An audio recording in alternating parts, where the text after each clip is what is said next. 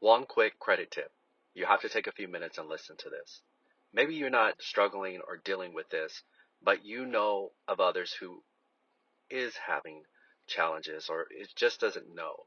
I really recommend and advise you to share this with them.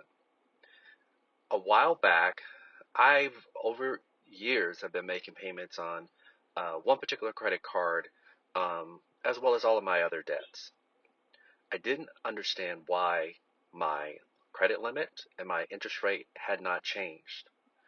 So I finally got to a point where I called them and I reached out and said, hey, can you increase my credit limit and lower my credit score? At the time, my limit was $7,000, and they said, let me see what we could do.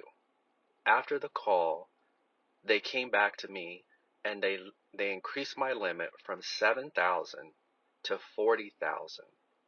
Yeah, you heard that right. And if you've been making payments, your credit is in good shape.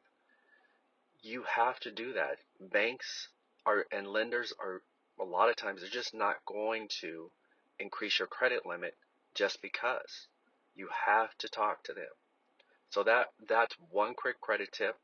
Hope you take advantage of it, and happy holidays. Thank you.